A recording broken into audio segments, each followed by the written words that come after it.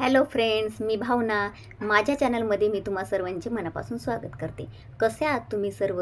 I hope तुम्ही सर्व आनंदात असाल. स्वामींच्या कृपेने तुमच्या सगळ्या चांगल्या इच्छा पूर्ण होत आजचा दिवस तुम्हाला खूप छान आणि आनंदाचा जाओ. तर बघा, आपल्याला माहिती आहे की जिथे भगवान विष्णूंची सेवा होते तिथे माता लक्ष्मीचा कायम वास असतो. म्हणजे ज्या घरात भगवान विष्णूंची सेवा करतात तिथे माता लक्ष्मी कायम वास करते, हे आपल्याला माहिती आहे. तर बघा, आपल्या सगळ्यांना वाटत असतं की आपली आर्थिक परिस्थिती चांगली राहावी किंवा त्याच्यात सुधार व्हावी, कारण आपल्याला पैसा खूप गरजेचा आहे. पैशांशिवाय आपण कुठलीही गोष्ट करू शकत नाही. त्यामुळे आपला पैसा टिकून राहावा, आपल्या पैशांमध्ये वाढ व्हावी, आपली आर्थिक परिस्थिती सुधारावी, यासाठी आपल्याला काही सेवा करायच्या असतात, काही उपाय करायचे असतात. तर तीच सेवा मी तुम्हाला आज सांगणार आहे. ती आहे व्यंकटेश स्तोत्राची सेवा. ही 3 दिवसाची सेवा आहे. म्हणजे भगवान विष्णूंची ही एक प्रभावशाली सेवा आहे. तर त्याबद्दलच मी तुम्हाला माहिती देणार आहे. तर ती 3 दिवसात आपल्याला कशी करायची आहे, त्याचे नियम व अटी काय ते मी तुम्हाला सांगणार आहे.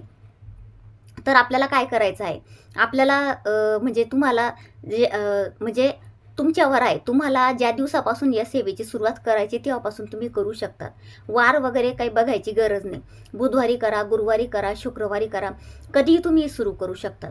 तर तुम्हाला काय करायचं आहे, रात्री 4:12ला ही सेवा सुरू करायची आहे. तर सेवा सुरू करण्याआधी आपल्याला आंघोळ करायची आहे. म्हणजे 11:30 ते 11:45च्या दरम्यान आपली आंघोळ व्हायला पाहिजे.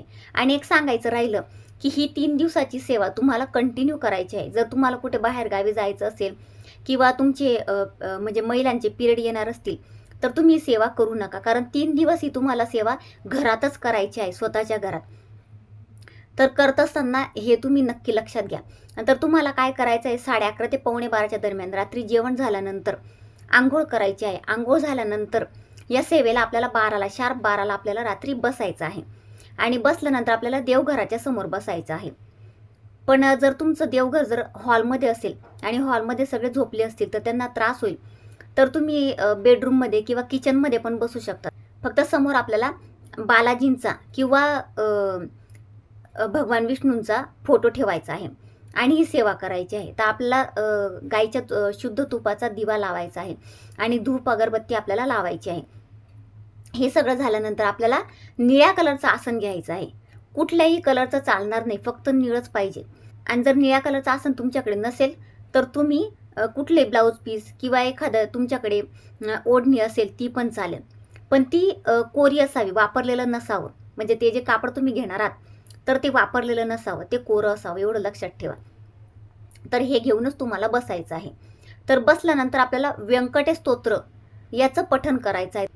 पण ते कसं करायचं, म्हणजे आधी मी तुम्हाला सांगते की व्यंकटेश स्तोत्र मराठीत पण आहे प्राकृतमध्ये आणि एक संस्कृतमध्ये पण आहे. संस्कृतमध्ये जे आहे ते आपल्या नित्यसेवाच्या पुस्तकात आहे आणि जे मराठीमध्ये आहे त्याची छोटीशी पोथी येते, छोटंसं पुस्तक येतं, त्यातून तुम्ही ते वाचू शकतात. पण एक सांगू का, म्हणजे आपण मराठीतून वाचतो ना, तर त्यापेक्षा संस्कृतमध्ये वाचलेलं खूप चांगलं, म्हणजे त्याचं फळ कैक पटीने आपल्याला मिळतं. कारण जेव्हा आपण मराठीतून 11 वेळा वाचतो तेव्हा आपलं 1 वेळा वाचल्याचं फळ आपल्याला संस्कृतमध्ये मिळत असतं. म्हणून जास्तीत जास्त संस्कृतमध्ये वाचायचा प्रयत्न करा. आता आपल्याला हे कसं वाचायचं आहे, 21 वेळा वाचायचं आहे. जर तुम्ही प्राकृतमध्ये वाचत असणार तर तुम्हाला 80 ओवीपर्यंत वाचायचं आहे 20 वेळा. आणि 80 ओवीनंतर फलश्रुती आहे. तर 20 वेळा 80 ओवीपर्यंत वाचून झाल्यानंतर तुम्हाला 21 वेळा जेव्हा तुम्ही वाचणार तर तेव्हा पहिल्या ओवीपासून तर संपूर्ण वाचायचं आहे फलश्रुतीसहित. फलश्रुती फक्त एकदाच वाचायची आहे. आणि जेव्हा तुम्ही संस्कृतमध्ये वाचणार असाल, मराठीतनं वाचता, तर तुम्हाला 10 ओव्यांपर्यंत 20 वेळा वाचायचं आहे आणि 10व्या ओवीनंतर फलश्रुती आहे. तर तुम्हाला 21व्या वेळा पहिल्या ओवीपासून तर संपूर्ण वाचायचं आहे. समजलं असेल तुम्हाला.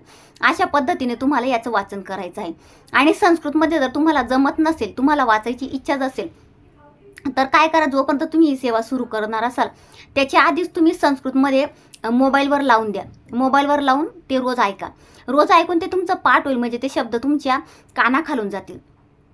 तर जसं ते तुमचे पाठ झाले तर तसं तुम्ही संस्कृतमध्ये करू शकता. म्हणजे ते कशा पद्धतीने वाचायचं हे तुम्हाला ऐकल्यानंतर कळेल. तर असं तुम्ही करू शकता. तर अशा पद्धतीने आपल्याला हे वाचन करायचं आहे. असं तुम्हाला 3 दिवस करायचं आहे. 3 दिवस रोज रात्री अंघोळ करायची 12 वाजेच्या आत आणि 12ला तुम्हाला शार्प बसायचं आहे. 3 दिवस असं कंटिन्यू करायचं. आणि जर तुम्हाला संकल्प करायचा असेल तर पहिल्या दिवशी तुम्ही वाचण्या अगोदरच अंघोळ करून संकल्प करायचा आहे आणि संकल्प केल्यानंतर तुम्ही वाचनाला सुरुवात करायची आहे. आता याचे नियम व अटी काय आहेत?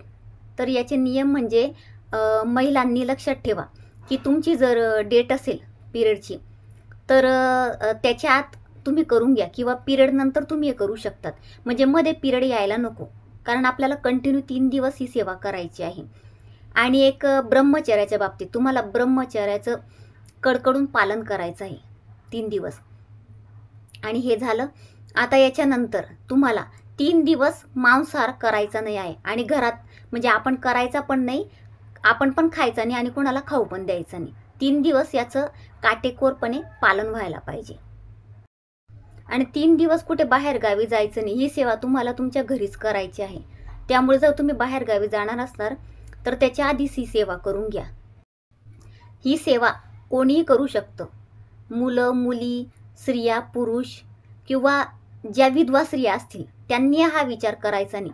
विधवा झालं म्हणून काय झालं, आपण कुठलीही सेवा करू शकतो. आपल्या भगवंताची आपल्याला कुठलीही सेवा करता येते, यात काही शंकाच नाही. म्हणून तुम्ही म्हणजे कोणीही ही सेवा करू शकतं एवढंच मला सांगायचं आहे.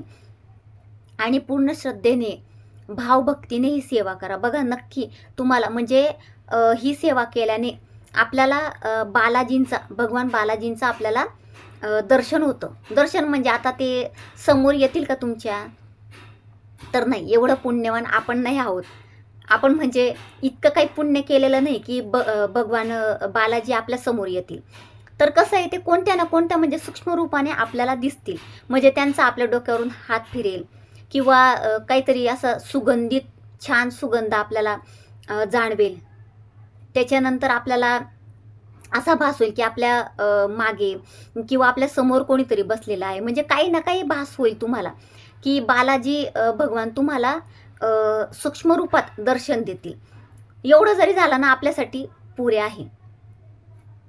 तर ही सेवा नक्की तुम्ही करा. मी तुम्हाला सांगते, मी स्वतः ही सेवा केलेली आहे तर मला याचे खूप छान अनुभव आलेले आहेत. मी तुम्हाला सांगते, ही सेवा केल्याने तुमची आर्थिक परिस्थितीमध्ये सुधारणा होईल. आणि ही सेवा तुम्हाला एक मी सांगते, तुम्ही संकल्पयुक्त करा किंवा संकल्प नाही केला तरी चालेल. म्हणजे भगवान विष्णूंना तुम्ही फक्त तुमची इच्छा सांगितली किंवा तुमचे जे काही प्रॉब्लेम आहे ते सांगितले आणि ही सेवा केली, म्हणजे ही सेवा तुम्ही महिन्यातनं एकदा करू शकतात किंवा तुम्ही 2 महिन्यातनं, 4 महिन्यातनं, 3 महिन्यातनं, 6 महिन्यातनं, 1 वर्षातनं ही सेवा करू शकतात. खूप म्हणजे खूप याचे दिव्य अनुभव आहेत, मी तुम्हाला सांगते.